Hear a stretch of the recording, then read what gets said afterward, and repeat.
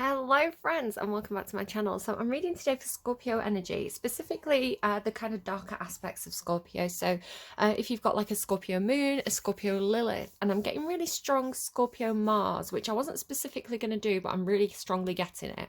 Because Scorpio Mars is all about kind of like self-discipline, setting your own goals, being very punishing with yourself almost. Scorpio traditionally used to be ruled by Mars, but actually now it's people say more it's ruled by Pluto. I'm also getting this kind of Saturn energy, so it's worth looking at what these planets are doing in your chart. Now, Saturn specifically has just moved. If we're being heliocentric, of course, there's different astrology systems, but if we're being heliocentric, which is sun-centric, which is kind of like the traditional Western astrology, Saturn has just moved from Aquarius into Pisces, if I'm getting that the right way around. Have I got that the wrong way around? No, I think it has moved into Pisces. It's tricky because I've been looking at different charts, like different birth charts, because when a big planet moves, especially a big generational planet like Saturn, which takes 7 years on average to transit a sign, it has a big, profound impact on all of us. But the way it has an impact on us is different on a personal level because it depends on which house Saturn is in. Now, if you look at your birth chart, if you know your rising sign, you can work out all your different houses. So your rising sign is your first house, and then you've got the second house, third house. So for example, if you were Scorpio rising, Scorpio would be your first house, and then Sagittarius would be your second house, Capricorn would be your third house. But the house itself is going to be ruled by a different sign. So for example, Saturn's gone into my sixth house, which is ruled by Virgo. It's complicated. I'm not the best astrologer and I struggle with this, so I'm not the best person to come to for advice. Definitely worth kind of like looking at actual astrology channels, and just be careful because there is a difference. Some astrology channels will be heliocentric and some will be kind of like earth-centric. So don't get them mixed up, stick to one system.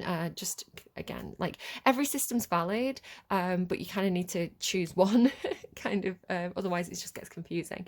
But yeah, so Saturn has shifted for you. Okay, Saturn should be shifting. I mean, again, everybody's birth chart's different, but with it having shifted into Neptune, basically that Neptunian energy of Pisces, which again, confusing planets, and I'm not the best at this. Check out what Saturn's doing in your chart and if it's moved houses for you, because if it has, you may be feeling a big shift in terms of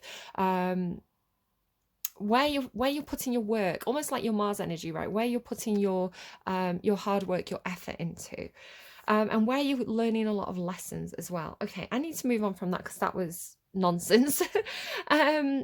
What I'm getting for you, again, we're doing kind of like the darker placements with the moon and Lilith and things like this, and I'm getting dark Scorpio energy coming through. It's really uncomfortable for me. I don't like it. Now, Scorpio isn't a good or a bad sign, right? Every single sign has light and shadow. Every single person has light and shadow. So we are looking at the more shadowy side of Scorpio right now, and it's being a shadowy sign, right? Just naturally, Scorpio is kind of one of the more esoteric signs. It's more known to be a more kind of dramatic, destructive sign in nature, because obviously you're the Scorpion and you're ruled by Pluto. So you have this kind of dark, dangerous energy to you already. But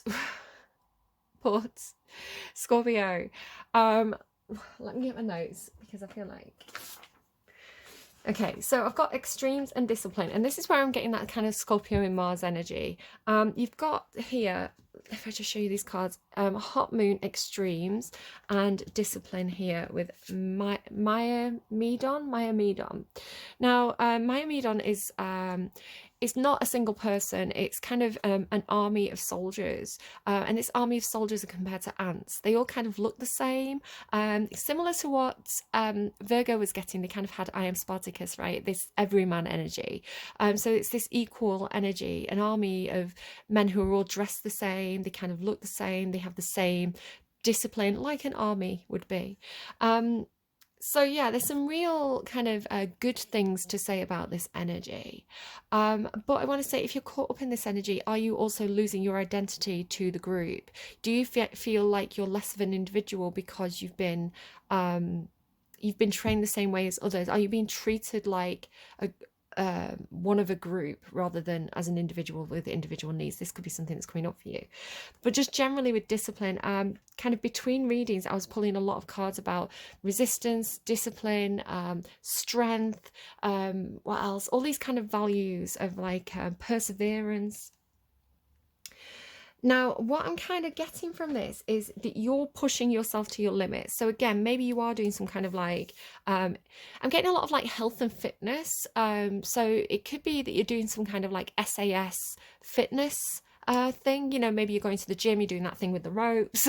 You know, you're pulling heavy things. You know, that kind of like strength training, something like that. I'm also getting kind of like self-control, self-reliance, and self-resilience. So it's kind of like with this feeling of you pushing yourself to extremes, and not all of you, you're not all going to be exercising. Some of you, it does feel very physical. So for some of you, it could be you've got yourself on a very, very strict diet, right? There's a lot of rules with it because Saturn, I don't know why I'm saying Saturn.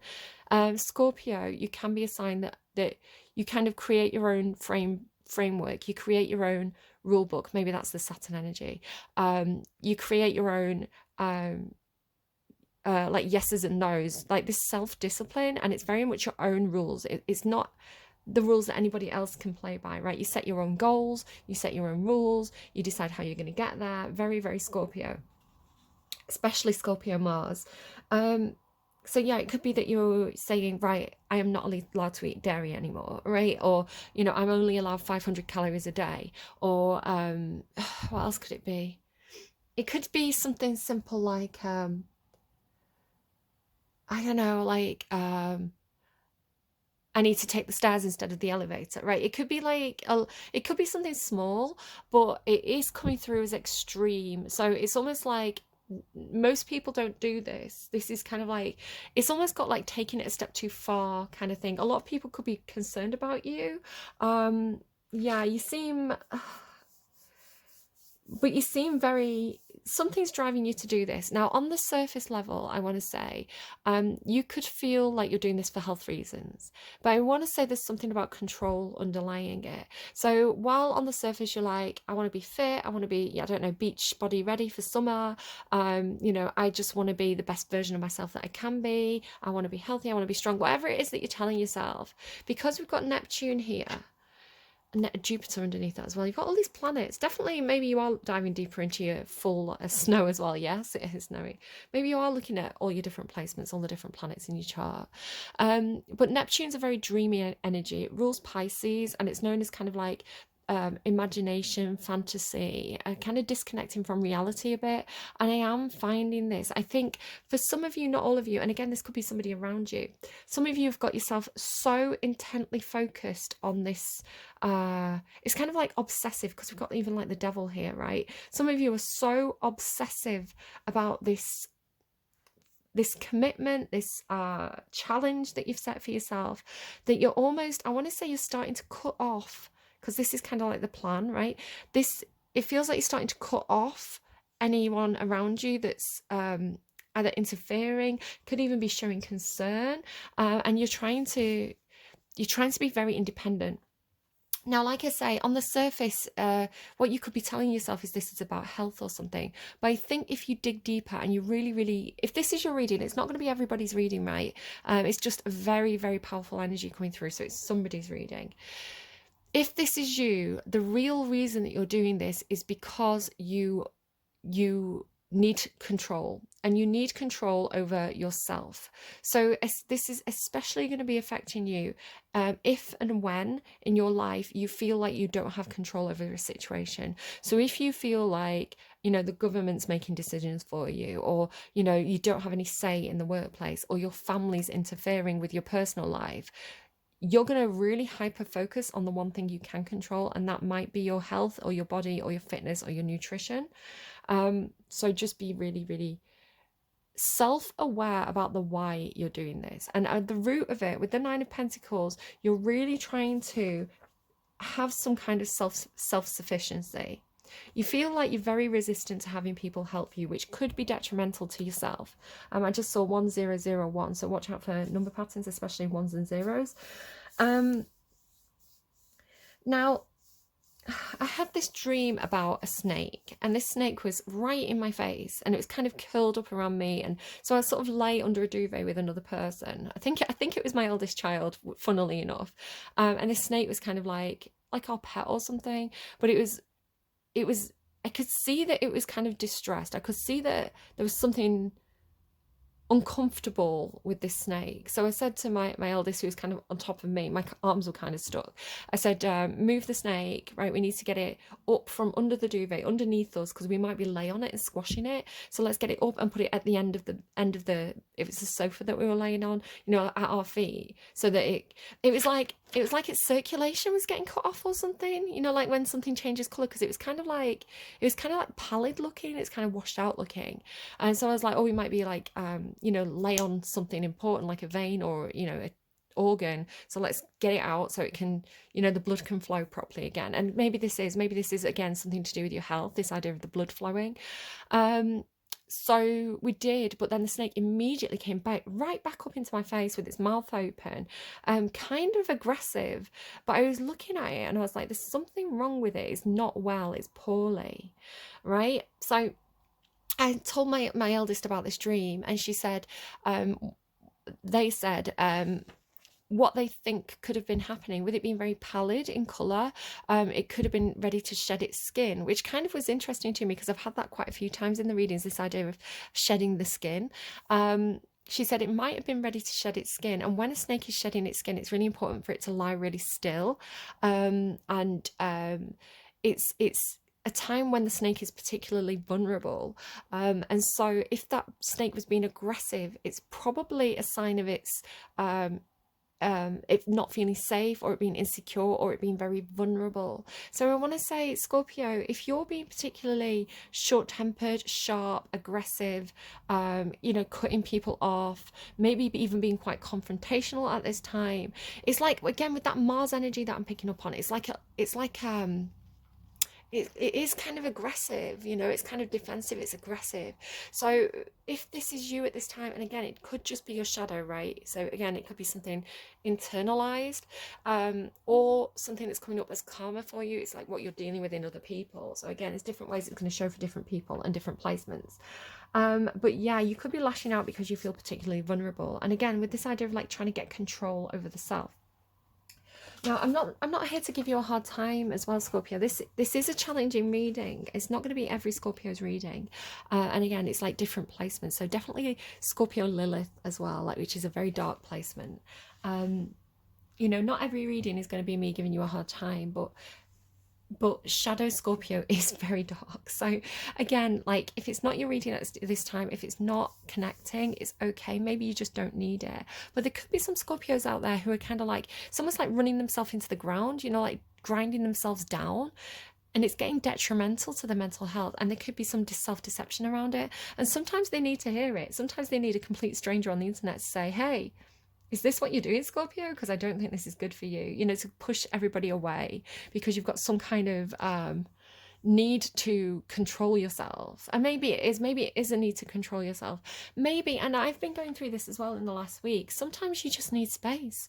Sometimes you need to, it's almost pushing people away because you know that you're not in a good space, right? It's like, you know, say you're going through something and you're particularly irritable or particularly defensive or particularly vulnerable at that time, and you've got the people you really care about around you, right, your loved ones around you, and you're like, I don't want to cause you harm, I don't want to be nasty or short-tempered or impatient, and I don't want to lash out at anyone who I care about. So it's almost like cutting people off in order to protect them from you, which I think again is a sign of defensiveness. And I think actually a huge strength, right, if we're going back to kind of like that Sun Scorpio energy, a huge strength of Scorpio is vulnerability, emotional vulnerability, and letting people in when you feel most afraid of doing that, right? And explaining why. So that is definitely something, again, for someone. Okay, what else do we have? Devil and Puka. So these interesting cards, Devil and Puka. There's this mischief energy around you, trouble causing. Again, it could be a defense mechanism. So maybe some of you are dealing with children or teenagers, right? Where it's like, again, the idea of like it's like pushing buttons to test boundaries, but it's something else. It's more like, I don't know, with that Plutonic energy, maybe it's kind of like, if I cause a bit of trouble, if I cause a bit of mischief, I'll see how people react to me. And then I'll know, I'll be able to see their true colours. It's something like that. It's like you're psychoanalyzing people by stirring the pot or pushing buttons. It's like, how loyal is this person to me? How much can I get away with this person? Yeah. Either that or you're just doing mischief to yourself, kind of thing. It's almost, again, it could be Scorpio Lilith placement, because Lilith can be an energy of like punishment. It's kind of a bit of a BDSM energy. Like it's almost like self-flagellating over the thing that you feel guilt over. It is a very Scorpio Lilith trait, commonly, not for everybody. Yeah, doing yourself mischief. Again, pushing yourself to extremes. It's kind of like, it's almost like self-hatred as well for some of you, like self-punishment. I don't like that energy, Scorpio, and that's not me I'm not trying to shame you for, who you are and what your placements are, but it doesn't feel healthy for you. It doesn't seem, it could be some kind of trial, like some kind of trial that you have to go through to learn lessons, and you're putting yourself through it. It's almost like, I've wrote down putting yourself through hell, right?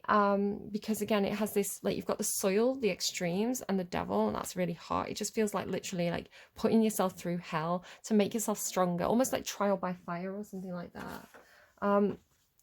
It's not an energy I align with, but again, I don't want to kind of reject any energy either. So you have priest and priestess, which is funny because I was getting, she's my priestess, I'm your priest, yeah. That Red Hot Chili Peppers song. So priestess and priest, there is something in alignment here. It could be your own inner feminine and masculine. It's kind of high priestess and hierophant energy. You could have found the yin to your yang in another person. And you've got the soil here as well. So the soil, again, talks about what nurtures you, what are you feeding yourself. And this can be ideas, right? Toxic ideas as well, especially with Neptune there. There's some kind of self-delusion coming through. I think you've got something to prove to yourself as well. That was the other note. You've got Die Together by Revenge Wife, just to kind of like push the Scorpio boat out even further. Very, very dark song. I take it as kind of tongue-in-cheek, as art. The lady's a Libra, who the singer of Revenge Wife. So I believe, I could be wrong on that. So again, like, there could be something about using art to kind of cathartically exercise these darker demons, something like that. But yeah, Die Together, Revenge Wife. I'm just like, oh, Scorpio, stop. It almost feels like challenging people around you as well, like, saying something like that to see what the reaction is, seeing I'm hearing devil's advocate as well. I don't know. Obviously that's not healthy. If you're at that point and that's kind of like a serious thing for you, Scorpios, some of you need a mental health check, because there is delusion coming through. And what really confirmed this for me was Hope is a Dangerous Thing for a Woman to Have by Lana Del Rey, where she's like tearing around in my nightgown like 24/7 Sylvia Plath, writing on walls because the blood in my pen the ink in my pen doesn't look good in my notepad. So you ask if I'm happy, you know that I'm not, but at least I can say I'm not sad, right? So I feel like you could be trying to reach some kind of, with priestess, priest, and the prayer, and gnosis as well. It's very profound, and you've got wisdom here. Chaos, yeah, chaos. Something about chaos, like, I mean, maybe you're trying to find answers in the chaos, right? You know, when it can be very, I'm rubbing my hands again. I was rubbing my hands in someone else's reading. Maybe it was Leo. Maybe Cancer, Leo. I remember rubbing my hands like this. It could be something that somebody's doing. Again, like wringing your hands, worrying. Somebody could be worrying about you. Yeah, it just feels like searching for answers, right? Reaching for answers, speaking to God, asking for answers from God. Why, you know, explain chaos. I've actually got Loki wrote down here, but it was coming as you, kind of like causing mischief. Also, there could be something about this Puka story. The Hunter card showed itself from this deck, and Puka has a story about sometimes these Pukas, they're kind of like shapeshifters, and sometimes they show up as like a black horse, and they invite somebody to ride them, and when they ride them, lol, rude, Scorpios. When they ride them, they kind of take them on a ride of the life kind of thing. You know, they'll kind of buck and kick and run really fast and jump things. And they're not trying to kill the rider. This is the thing about Puka. They're not trying to kill someone. They're not trying to do anyone any serious harm, but and this is a very Scorpio Mars energy as well. It's like they understand the thrill, right? They understand the thrill of being taken on a wild ride. And this is what you can get sometimes from Scorpio placements, a really wild ride, right? But it's kind of like, feels like, show me knees. Like, I don't know if it's like a gripping onto your knees, kind of like a white knuckle ride. You know, it's great maybe for the thrill of it. It's great for the adrenaline, but it's not a long-term energy, Scorpio. So just be careful about what you're offering people, and whether you're happy to just kind of have a wild time with somebody and then never see them again, or if you're looking for something a little bit more, you know, a bit more loyalty, something a bit more long-lasting. But I don't know if you are, because you've got Nine of Pentacles here. So again, it could be almost, some of you, again, it could be like something about boundaries, right? So you value your independence, you value your sovereignty, right? Your self-reliance, you know, as a very, very independent person. So Scorpios can build up walls. Scorpios can be very, very defensive, kind of almost like Cancerians with that hard outer shell. And sometimes the sting is used to keep those boundaries. So it's almost like, I don't know if there's something with you about like a warning sign, you know, like acting up to push people away again. It's like, keep your distance, keep back, especially with this King of Swords. It's almost like cutting out. It's kind of making me think about, do I say this?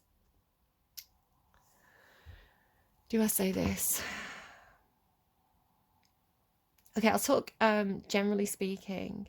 So it could be, say, for example, you had two countries that were famously didn't get along very well, right? And they were quite close to each other, but there were other countries kind of along the border. You might find a lot of aggression between those two countries. And that, you know, it's almost like, I'm seeing like the boundary, right? It's almost like what warning shots to kind of like push back the space between the two, which is healthy, right? If you and somebody else are having a very toxic relationship where the closer you get together, the more volatile it is, and the more dangerous it becomes, then to push, it's almost like push back against each other to create that space and create that independence is actually a good thing in a way. I don't think it's the best way to do it, but I can understand the intention. Oh my goodness, Scorpio, I kind of really want to get through your reading.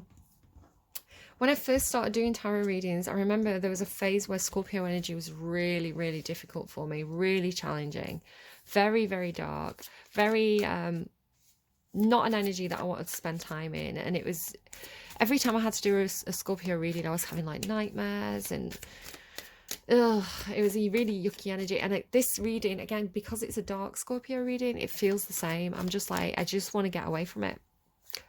I'm sorry, Scorpio, to say that, but again, it's like the reaction that you're trying to provoke.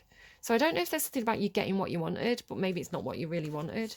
You know, pushing people, like, almost like wanting loyalty and testing the loyalty of others, but ultimately pushing them away because I'm hearing intolerable, I'm sorry. It's like, and then, are you aware of it? Some of you, like, you're not even aware of like what you're doing, and it's very, very toxic. This is, again, I just really have to reiterate, this is not every single Scorpio or every single Scorpio placement. I'm specifically talking about Scorpio shadow energy. And everybody's had a bit of a telling off this week. It's just Scorpio shadow energy is like very, very, very toxic, to be honest. And I don't hate Scorpios. I've known some lovely Scorpios in my life. My mum was a Scorpio. She was absolutely, like, I'm hearing soft as jelly, which is weird. Never said that before. I don't know if that's a phrase somebody says, soft as jelly. So, yeah, I want to say I'm not bad-mouthing the Scorpios. I just, you know, it's like snake energy, isn't it, Scorpios? Understanding the nature, I guess, right? Some people love snakes, some people are scared of them. But you have to understand the nature of the thing. Why is it acting? You know, and that's the thing about the dream. Why is it acting aggressive? Because it's vulnerable. And it doesn't like to feel vulnerable. Yeah, oh my God, look at that. Talking about vulnerability, the deer. Yeah, that is self-protection. The deer is your vulnerable side. The deer is, you know, the thing that gets hunted by others. The deer is... easily startled, frightened, gentle, vulnerable. It's our inner child energy, you know, our inner innocence energy. And so, you know, if we... It's an energy that needs protecting. It can talk about vulnerable, like sort of children or vulnerable people. But really it's the vulnerable part of yourself. And it's like, I don't know if that vulnerable part of yourself has been seen. And it's almost like you overreact, you know, oh, you know, I'm not vulnerable, I'm tough, rah. Oh, Scorps, the priest, there's a priest again.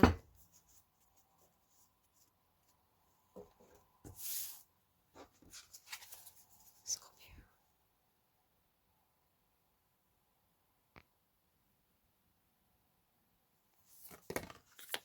Oh my God, exactly. You can't make this up. Look at the cards. The cards don't lie, guys. The deer and the eternal child.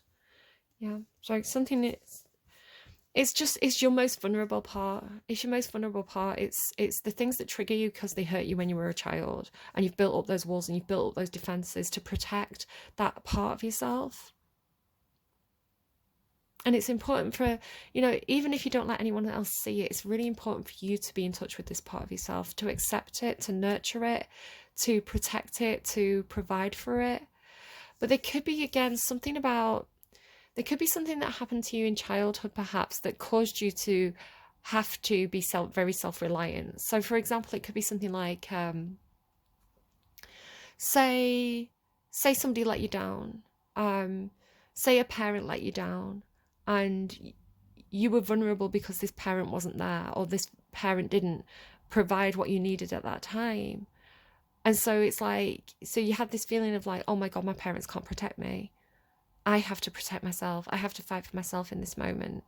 And then it's like, it's got this feeling of like, feeling unable to trust again, right? That if the people who are meant to protect you, and perhaps this was something that happened with somebody who was like a priest or a mentor, or kind of like somebody who's meant to guide you, so maybe not even directly a parent, but it could be somebody who's meant to guide you, and they broke your trust and made you feel vulnerable and made you feel like you didn't have control over the situation. So almost as a reaction to protect that part of you, you've gone, like, never again. I can only rely on myself. I can only, you know, I'm my own protector.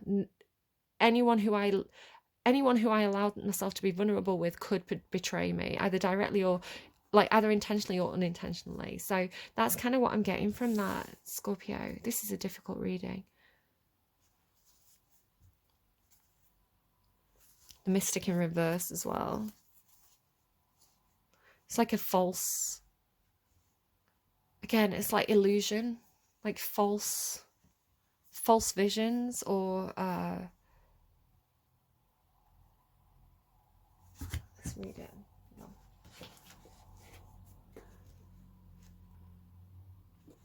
And you have that kind of Neptunian energy, which can be like illusion, delusion. I'm not saying you're delusional, although if you are feeling a little bit disconnected from reality, do get some help at this time. But again, if you need help and you're in this energy of, but who can I trust? And maybe it is, maybe you've dealt with doctors or healthcare professionals and they've let you down. So I'm just going to have some of my green tea.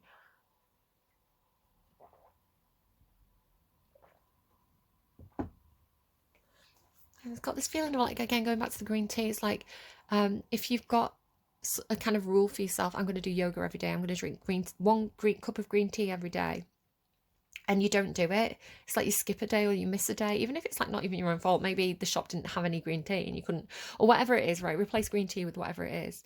You know, it wasn't even your fault, but you're like, oh, I should have walked that extra mile to go to that other supermarket. I should have stockpiled it. I should have known, like, I should have had backup, you know, like, it's almost like beating yourself up over something that shouldn't be such a big deal for some of you.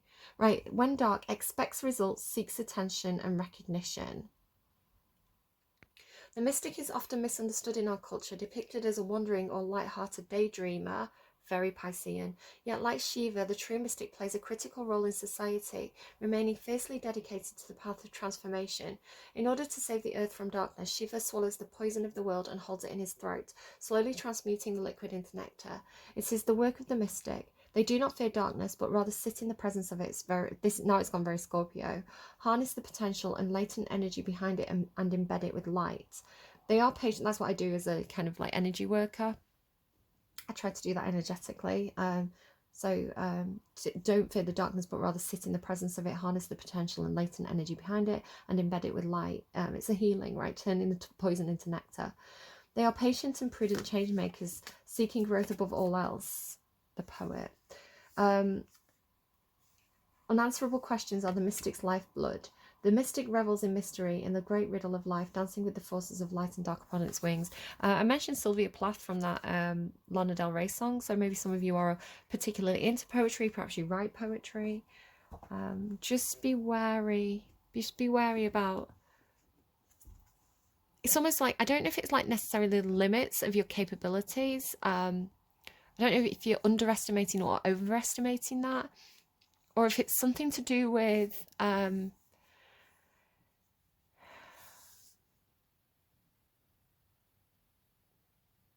feeling effective. Like, maybe you don't feel like what you're doing is effective at this time, and so you're feeling disillusioned because you're like, well, what's the point?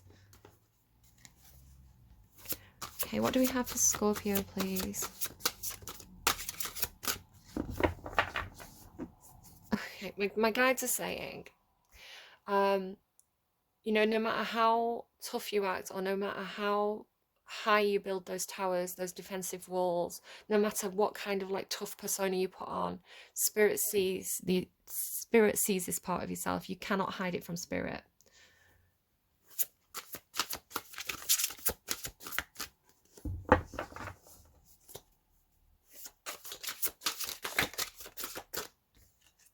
Okay, Persephone, very, very, very Scorpio energy. Persephone, Cerberus or Cerberus, depending on how you're pronouncing it, guardians and fecundity.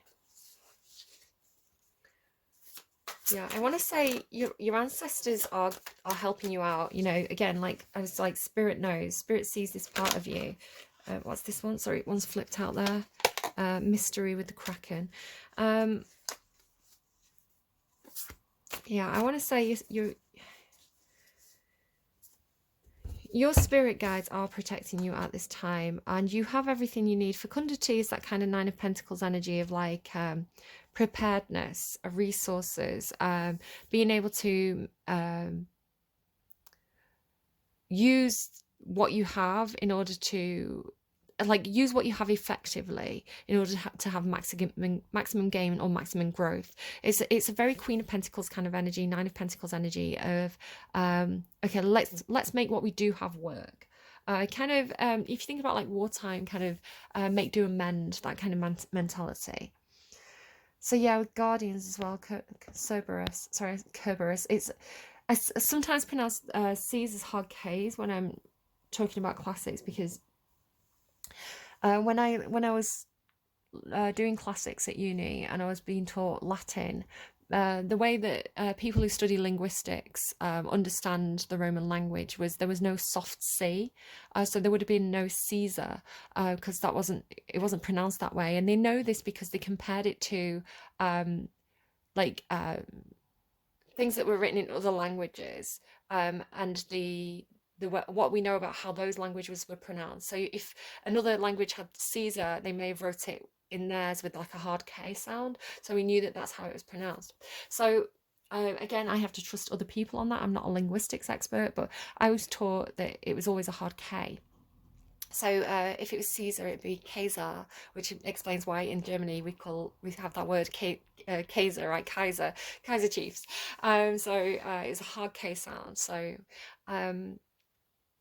yeah, so Cerberus, sometimes I'm Kerberos because I was taught it with a hard K. But it's really hard because then I'm learning like modern Italian, and there's a lot of soft C's, or like an S kind of C sound, and I'm always trying to pronounce it with a hard K sound. I don't know why that's coming up. Again, it could be meaningful to somebody. Anything that I say normally has some sort of resonance with somebody. The journey, Persephone. Yeah, I do feel like you're wanting answers. I feel for some of you with all that priestess, like mystic mentor energy that's been coming through in other readings, I do feel like you could have felt like you were let down by perhaps spiritual leaders, or perhaps those who taught you some kind of spiritual belief system. And when I say spiritual, it could be religious beliefs, or it could just be what you believe in, what you believe happens after death, for example. And I want to say intuitively, because you are this kind of Persephone high priestess energy, no matter if you identify as male, female, or how you identify, you carry this kind of seer energy, this between world energy, which coincidentally I didn't put it in my notes, but as soon as I started tuning into your energy, I felt like I was looking through. It was almost like this. It's like a keyhole, or like a. Interesting, just got confirmation there. What does that say? The perfect place for engagement. Okay. That's what he said. It was a TikTok. I don't have TikTok installed, but I still get notifications for it. I don't know why. It came with the phone. So it's like, have you ever turned like an old mirror on its side? And there's this space between the back of the mirror, right? The foil at the back of it, and the front of the mirror, the glass at the front. And there's this space in between. So it's like it's almost like looking between dimensions, right? Because you're not looking through the mirror, you're looking through the mirror. So it's almost hangman energy, right? A different way of perceiving. It's like you're looking at something through like this slither of space. It's yeah, I didn't write it down. I thought it was a bit awkward to explain.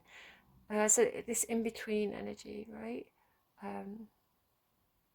I've been tearing around in my effing nightgown 24/7. Sorry, she looks like Florence and the Machine to me. The lead singer of Florence and the Machine, Florence Welsh. She's a Libra. I could be dealing with a Libra or have Libra placements. The journey, Persephone. Nostalgia and feeling shut out. You could feel like there's a soulmate on the other side for you. And you feel it's like left behind, like rejected, left behind. Again, like, I don't want to get too dark. I don't want to kind of trigger anyone, so trigger warning. And obviously speak to mental health experts and things, because I believe that our time is not for us to decide. I think we're here to learn lessons, and some of those lessons feel intolerable at certain moments. But I think, we are supposed to persevere, and we are supposed to develop and grow through that kind of Saturn-like Chiron energy of the tough times are the times that make us grow the most. They make our soul grow the most. When we face these very, very difficult, heavy challenges that feel intolerable in the moment. And I think if we don't face those challenges in this reality, I think that they just repeat. You know, they repeat until we learn the lesson. And if we opt out, then we just go into another cycle. Like, I think we get put into another cycle where we face those challenges again and again and again, right? Because I don't think you can escape the lessons. I think you can delay them. I don't think you can escape them. And I think that if you're in a very dark place, you need to get help. You need to speak to someone.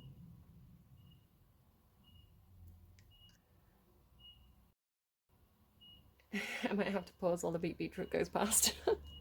um, yeah, but I've got this feeling of like, because of the song, because of the Revenge Wife song, Die Together, I feel like some of you are, someone's passed on and you're really struggling to be at a distance from them. I'm going to pause and then we'll kind of come back. Again, they're still kind of banging around, but they're not directly outside my window.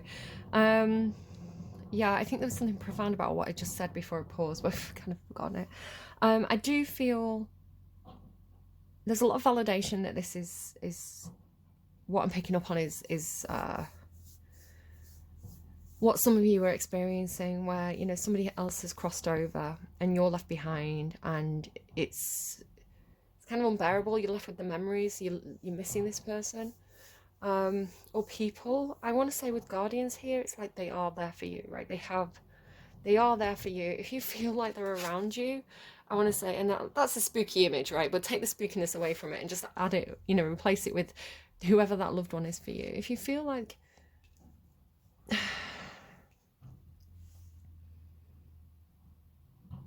no, they're guarding you, right? They're guarding you. They've still got your back. They're just doing it in a different way, right? I think a lot can be done in spirit that can't be done in the 3D reality, right? A lot of work behind closed doors kind of thing that we don't see until it manifests for us, and we're like, I know my loved ones had a hand in that. You know, that feeling of like, I just feel like that, you know, something can happen and it happens with almost like with the personality or the character of that person, and you think, oh, I know they had a hand in that on the other side. I feel like you're going to see that more and more. Now, really, to validate kind of what I've been saying, I randomized, and again, this was completely random, randomized a song for you, and it's a cover of Welcome to the Black Parade by Sophia Karlberg. Now, whenever I get the name Sophia, it talks about kind of, it does talk about soul growth, because it's a Freudian term from the anima, if you want to kind of look up that more. When I was a young girl, my father took me to the city to see a marching band. He said, "Girl, when you grow up, would you be a saviour of the broken, the beaten, and the damned?" He said, "Will you defeat them, your demons and all the non-believers, the plans that have been made? Because one day I'll leave you, a phantom to lead you in the summer to join the Black Parade. We'll carry on. And even though you're dead and gone, believe me, your memory will carry on. We'll carry on." It's like they're alive in your heart, right? "And in my heart I can't contain it. The anthem won't explain it. Sometimes I get the feeling she's watching over me, and other times I feel like I should go. And through it all, the rise and fall, the bodies in the streets. And when you're gone, we want you all to know we'll carry on. Your weary widow marches on. Do or die, you'll never make me, 'cause the world will never take my heart. Go and try, you'll never break me. We want it all. We want to play this part." So, yeah, that's what I was kind of picking up on, that, like with the perseverance energy, the strength and the perseverance and that determination. I don't know if there's something that you need to do for this person. It's almost like live for this person. That's kind of how it. God, this is a difficult reading, especially because my dad died, guys. Like a week or so ago. A week to the day. No, a week and one day. I don't even know what day it is. I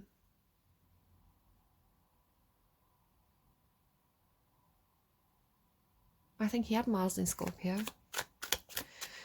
Guardians, Caribus. You know, live for this person. Boundaries. Let's read what that book says about that. Where is the book? Nope, that's not the one. Where's the book gone? There it is. So I got some joss sticks, and they send them in this massive cardboard box. So I'm just moving that around if you can hear that in the background. I got, I think I was talking about it in one of my readings, I realised that I didn't have my sandalwood joss sticks anymore. I was like, it came through as a message for someone. It's like, something's missing. And I went and got it. So again, it could be like a smell that reminds you of somebody. And how smell can help with memories. You know, it can provoke memories. You know, if you, for example, I remember the smell of dupe. You know, men's dupe reminds me of playing Sims 2. Okay, because it was just a smell that was around a lot when I used to play it. Develop strong and healthy boundaries. You should respect the boundaries of others. Not all places or people are for you or should be available to you. Exercise and expect loyalty. The guardians of the underworld lies a huge hound. He yawns, 3 yawns, for he has 3 massive heads. The hound sniffs the air and turns languidly to see his master Hades walking towards him. The hound rises and stretches and happily rubs each of his 3 heads on his beloved master's body. His spiked tail wags. Hades pats the head of the guardian at the gates. Knowing all will be well, Cerberus is watching. Cerberus, sorry. I might say Cerberus because, again, it's the way I was taught, but it's Greek. It's Greek, so it probably is a soft C. Hades is Greek, Pluto's Roman. And again, you're ruled by Pluto, so it's almost like your dog, right? Your guardian of the gate. Maybe you do have a dog. There is a saying that we don't deserve dogs, and I for one believe that this is a fine truth. Even if we are speaking of the Hound of Hades, a hellhound, Cerberus is possibly one of the most written about dogs of any ancient world, and appears in many stories, not just featuring his master Hades, but many Greek heroes. He is a dog with a job, and he guards the gateway to the underworld to ensure that none of the dead leave the realm. Because it'd be zombies, right? Important job. This Hades was not a bad guy. He had an important job to do to protect the earth from literal walking dead, right? It's a very different, like the underworld in Greek mythology. It has very, very different, a very different story to it than perhaps the Bible or other stories. Very different feeling. The most well-known myth about Cerberus is the story of him being taken from Hades by the hero Hercules as part of his 12 labours. And didn't I say, guys, it's like you're doing something like the 12 labours, like you're doing a trial? I was kind of getting that 12 labours energy. Hercules killed his own wife and children after being made temporarily insane by the goddess Hera. After visiting the temple of Apollo at Delphi to try and work out how to make amends, Apollo instructs him to go to the king of Mycenae, Eurystheus, and serve him for a decade. The king hates Hercules and wants him dead, so he sets 12 increasingly impossible tasks for Hercules to complete. After Hercules is successful on the first 11 labours, the king decides to send him the task of bringing back the Hound of Hades to him as the 12th labour. Heracles has Hermes, a psychopomp, that is, a figure who can guide in the underworld, and Athena, somebody who's been guiding you badly in the underworld. The shadow's under that. I feel like you've had a false guide.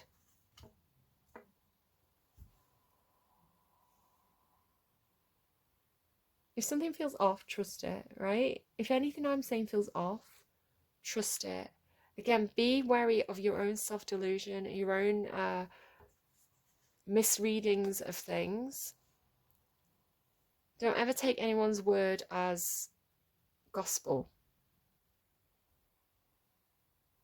Because anyone here on earth is human.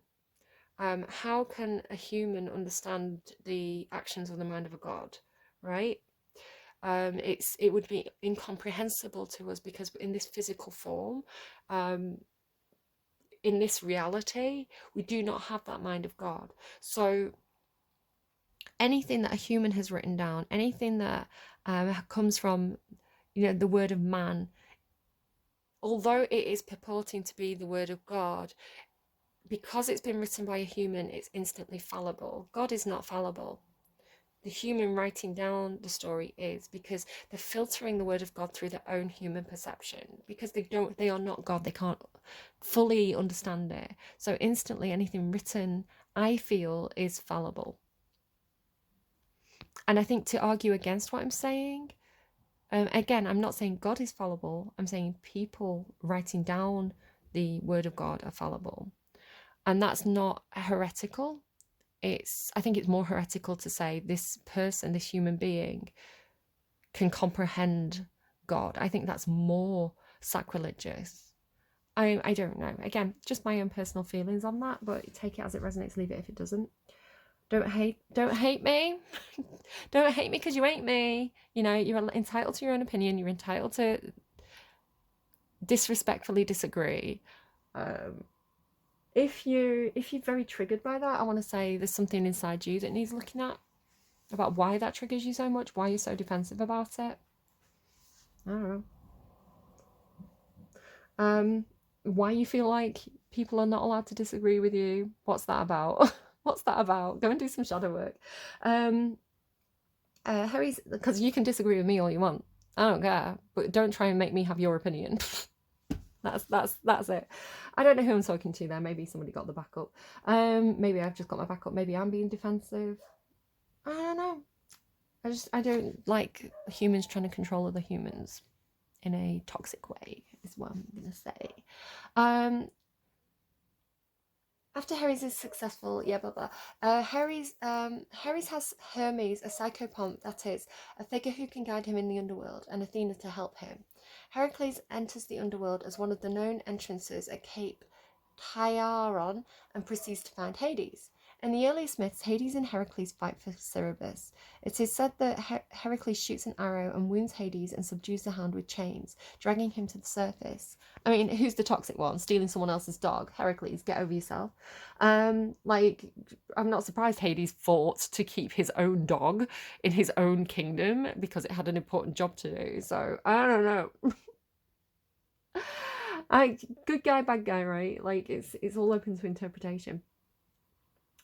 Later myths suggest that Hades agrees that Heracles can take Cerberus with him, but only if he's able to subdue him without a weapon. Heracles wraps his lion's skin around the dog to hold him, and then grabs him by each of his heads and squeezes him until he submits. I mean, they could just play music like Harry Potter, right? I mean, that's what Orpheus did. Once at the surface, at the Temple of Demeter, Chthyonia, Cerberus is startled by the sunlight and vomits venom and foam bile all over the flowers by the exit, giving the plant aconite its poisonous nature. He struggles mightily, and Heracles manages to exhibit the hound to the people in the city along the way. Heracles is widely criticised for this because of his lack of humility and excessive pride. Finally, Cerberus is presented to the king, and the labour deemed successful. Some say Heracles took Cerberus home, but more popular is the account that, like all good boys, Cerberus found his own way back to Hades and never left again. Cute! Okay, maybe you want to get yourself some obsidian for protection. Interesting. I like that loyalty as well, like the loyalty of Cerberus, that he went back. You know, he went back to his post. Maybe somebody has a dog that's passed over. I like the idea of like a dog guarding its post. The dog howling, can you hear it? Like a dog guarding its post, even in the afterlife, still being a guardian for its master. That's a very nice idea. Fecundity. Ooh.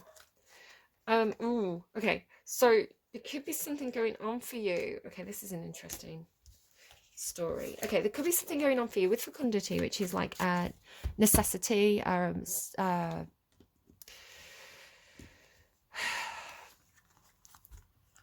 doing what needs to be done, and using the tools that are at your disposal to do it. So the Three of Pentacles tells me that there's more people involved. There is something that's the Three of Pentacles is like people working on something, and there's people with different approaches working on the same thing, and it's important to have the different approaches. What the Five of Swords is telling me is there is this win at all costs energy, this feeling of like my way or the highway, or my way's best. I'm going to triumph over everybody else, which those two energies are not compatible, right? It's like you want to aim for Three of Pentacles, you want to have perhaps this is something to do with work, a harmonious work environment, working as a team. Maybe you're just working with family to accomplish something, that you want to do it in a way where you respect each other. It's funny that I was getting very kind of defensive about my beliefs, so I feel like that could be something here. You want to accept that other people have different approaches, so that you don't get into arguments, so that you don't have those kind of battle lines drawn. Because what I feel like is happening, and I had something very similar this week myself, where it was like, from my own deck, I had sword and chalice, and it's very similar to the swords, which are like logic, and logic and communication, and kind of like clear thinking, and cups energy, which is a more emotional energy. It's different people, and it's not to say that somebody who, like, the sword person can't have feelings, or the cup person can't have logic. It's that the approach is different. Like, two people could come at the same thing, like Three of Pentacles, but have a different approach. So one person could be like, this is how I feel about this situation, this is what I feel is right, and somebody else could be like, well, I've looked at the facts and this is what I think is right. And it's not that one has more weight than the other, both have value. So for example, if you were trying to convince people, if you were trying to convince a team of people to go in a certain direction, you want to appeal to the heart and minds, right? You want a two-pronged approach. So maybe it's not a this or that, maybe it's a both kind of situation. And what seems to be causing the conflict here is one person is coming to this from a passionate place, and one person is coming to this from an emotional place. So this is kind of like gut feelings, knee-jerk reactions, passion, drive, creativity, and this person's coming to it with like feelings, emotion, empathy, thinking about other people who are involved, social, kind of friends. So one person's more empathetic in their approach, and one person's more passionate in their approach. And it's not to say that either one is wrong, but there could be some conflict where perhaps each side is being too defensive about their approach, and there needs to be some kind of understanding on both sides. I want to say that you could be coming in actually with the sword, to draw the battle lines, right? To because I was talking about this before, wasn't I, with battle lines and kind of like two countries that are bordering each other, and the need for the buffer zone, the need for space between them if there's too much conflict there. So I feel like this is where you seem to be stepping in and making a decision. I want to say, as the King of Swords, is kind of like a clear-cut, swift decision to draw the lines, to put the boundaries in place, and to actually separate these two. I don't feel like these are you. Can you see how they're both looking in different directions as well? On either side of it, it's like they're both turned away from each other. So again, it feels like maybe you're coming in as an intermediary, kind of almost like, I'd say Queen of Swords would be kind of devil's advocate a bit more, you know, like negotiating. Kind of Queen of Swords can be a lawyer. King of Swords tends to be a little bit more medical, can be a doctor. But yeah, that's interesting. Okay, but there's something that's a necessity. With fecundity, it's like a necessary. So it could be that you're right? It is necessary. There's one person on this card. You could be right in that it's necessary for us to work independently here. It's necessary for us to separate and do these things our own way, but separately. Or it could be the case that you're like, we need to work together as a team here, and if you two need to take some time away from each other to kind of like reevaluate and then come back and have negotiations, then that is also you know, a different approach if this is a collaboration. And then mystery with Kraken. Why is Kraken here? Judgment. There's that snake shedding its skin energy. Page of Wands. So you feel like you've got that Mars energy. You feel very passionate about going in a new direction or trying something new, trying a new approach perhaps. So you feel like you're on the verge of stepping into something new that you're exploring, that there's a lot of unsolved mysteries around it. There's a lot of it's almost like the road not traveled, right? So you don't know what you're going to face until you actually step through that portal and start walking that path. So I do feel like there's something that you're kind of on the brink of exploring for yourself, and it feels like a new you, right? A new version of you, a new experiment, a new passion. It's like you're going exploring, very similar to Libra. Libra had this thing about like going exploring, to rediscover. With Libra, it's like I need new experiences so that I can have more tools in my toolbox to be creative. And you feel like the exploration itself is the creativity, it is the expression, it is the adventure. They're giving me a song. Hang on, I got Wild Ride. Was it the song that came through in Virgo's reading? I think I feel like it's Ricky Martin.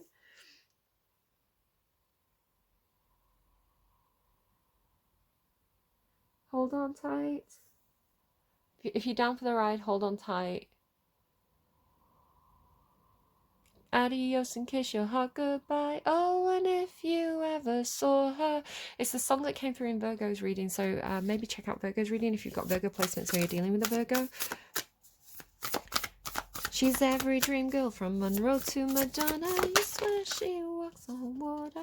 The Hermit. Yeah, you need to make sure that you are you've established your own connection to whatever you see as God or spirituality, religion. You need to know, you need to reconnect to this part of yourself, which is internal and which God speaks to directly, or, you know, replace the word God with whatever your belief system is.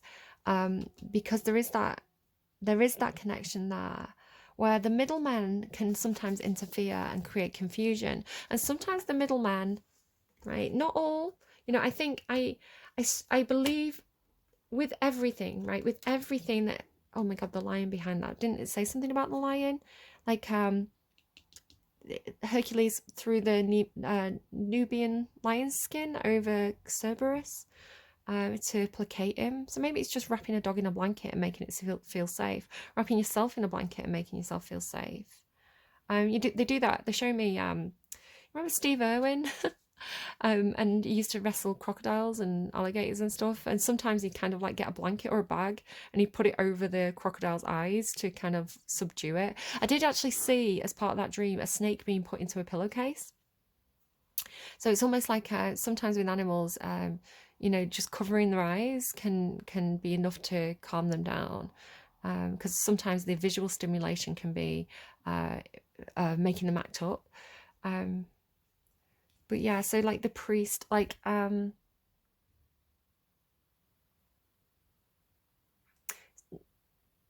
you know, I think there's, like anything, there's light and shadow. So I think, so, you know, with every religion and with every belief system and society type things, you know, there's a lot of good that can come with them. There's a lot of healing, there's a lot of assistance, there's a lot of community and help. There's a lot of positives. But sometimes, and it would be unfair to say that everything is always 100% positive. Sometimes you do get people in positions of power who abuse their power for their own reasons and for their own gain. Perhaps sometimes it's money, perhaps sometimes it's something to do with their ego, perhaps, you know, this person's just a cruel, selfish person. And people do sometimes get into positions of power and trust where they abuse that power and trust. And so sometimes the middleman can be teaching something that is not resonant with what you really truly feel in your heart, right? It's like that innocent part of yourself perhaps is screaming out to you that there's something not right here. So it's about taking yourself away, having some alone time, reconnecting with your own values and your own sense of right and wrong. And you know what you need and what isn't resonant with you. And maybe it is a case of, like, if you believe in a particular religious text, for example, like the Bible, you go and spend time reading it yourself and find your own answers. Because again, that's not to say that any belief system is wrong. If we were talking about, for example, the Catholic Church, you know, where the priests are the ones that are said to, you know, be closest to God and be advocates of God on earth, right? You know, there's like I said, there's a lot of good and there's a lot of right that comes with that, but also you know, historically speaking, you know, these things have been used to control people and seize power rather than, you know, abusing the will of God, right? So Yeah, I just want to really make it clear that I'm not kind of, I think there's place for everything. I think there's place for a lot of different belief systems, but what's right for you is very, very personal. And you need to go and do some discovery in terms of that. And it could be asking questions about what happens next, right? Because, and this is what's going to make you happy and emotionally independent, which is what I would say what God wants for you, right? God wants you to be the best version of yourself that you can possibly be. Like, and again, you replace the word God with whatever you believe in, or maybe you don't believe in God. But there is something about this portal, right? This, and again, as the high priestess, as Scorpio, you are the one that can travel between realms, right? And it could be something as simple as, I mean, this is very life and death, but it could be something as simple as maybe you're playing the computer game Hades, right? Maybe your motorbikes could be something for somebody. Maybe you're maybe you're experiencing a different reality in terms of like VR, playing computer games, watching movies. Movies are a portal into the mind of somebody else. So you're experiencing this multi-dimensionality, and you're ready to step into a different version of your reality. And that doesn't have to be a life and death thing.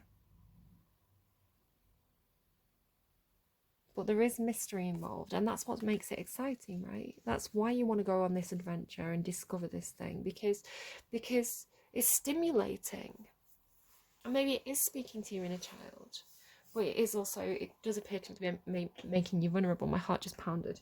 Okay, what do I want? Let's get you a princess. Let's get you a Disney character out of my box of bangles. Right, I'm looking away, I can't see what I'm getting. I'm getting told 3. Cinderella. Okay. So perhaps you've been feeling a little bit betrayed, or perhaps you're feeling a little bit like you've been through a cycle of poverty, like the world, like really that kind of like Saturn, Chiron kind of energy of like, okay, they're giving me Handmaid's Tale. They're giving me no lighty, what is it? No lighty bastardes corporum dorum, I think it is. And it's like made up Latin, and but it interprets to don't let the bastards get you down. So perhaps you do feel like you've been doing the 12 labors, right? Maybe you're a maid or something. Not a maid, what would you say? A cleaner or something. It's like you're cleaning up everybody else's mess. You're doing the hard work. You feel like you've had this cycle of your life where you feel like neglected by the universe, but it's almost like that was your trial, right? That was the hermit energy, to teach you perseverance, and to teach you humility, and to teach you how to keep hold of your own values and your truth and your inner child when the world's been quite mean to you. When the world hasn't done you any favors, you've taught yourself to be self-reliant. Okay, what else, please?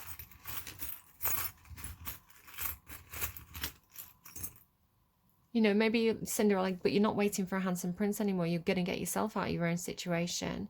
Merida. And they're like, Merida's a very, very fiery princess, right? Didn't we see the arrow? We got like the priest, the lion. I swear I saw the arrow. The forest. I don't know. Yeah, Merida. She's very bold. She gets out there. She explores. She has adventures. She does what she wants to do. And she discovers. I'm trying to remember the film. There's something about bears, isn't there? Like her little brothers become bears.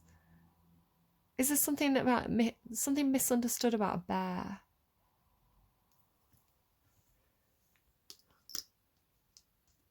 But she's very active. She's very proactive, and she's very fiery. Where Cinderella's very tolerant, Merida's very wild, right? She's very untamed. Gives her mother a hard time. What else do we have, please, for Scorpio? And Rapunzel, again, Rapunzel getting out of the tower and having adventures, right? Being excited to explore the world. Yeah. Yeah, I feel like you're definitely going into a different phase, and this phase very similar to Libra. Maybe somebody's on the cusp, or I don't know, has both placements. You feel like you're ready to explore. You feel like you're ready to have adventures. You feel like you're ready to expand your knowledge of the world.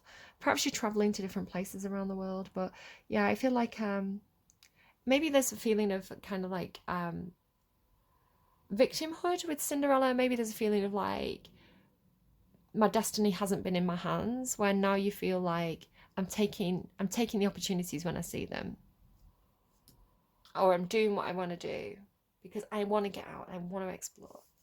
All right, let's get this song and then we'll close out the reading. It's 10:01. Just kind of show you again, like I don't want to kind of show you too much on my phone, but you can kind of see like the top corner there, 10:01, and there's Welcome to the Black Parade, just to kind of prove that that was the song that randomized for you. There's fluff on my phone, don't judge me. Yeah, and I'm noticing as well the timestamp 110, so 10110 and 1001. So watch out for repeating ones and zeros. Maybe you work with binary code or something.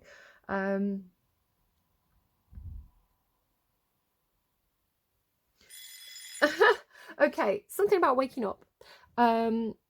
So the song that you got was Wake Up Boo. It flashed up and then I got an advert for Kids Bop and it shows a little girl who's kind of waking up. So let me just get Wake Up Boo because I don't want to have to watch the adverts. Wake Up Boo. You know Boo Radley's? Wake up, it's a beautiful morning.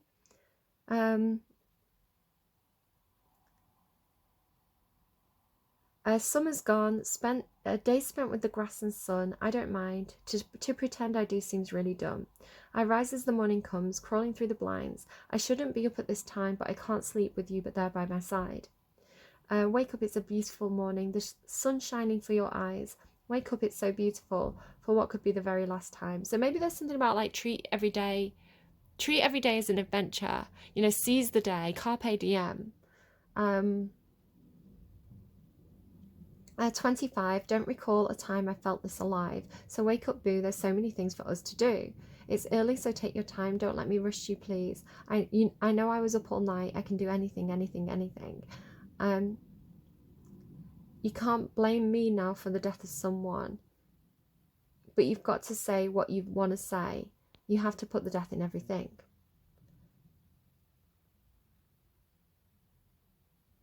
I don't know, take it as it resonates, leave it if it doesn't. I don't know what else to say about that. You know your own situation best. You know what's right for you and what isn't right for you.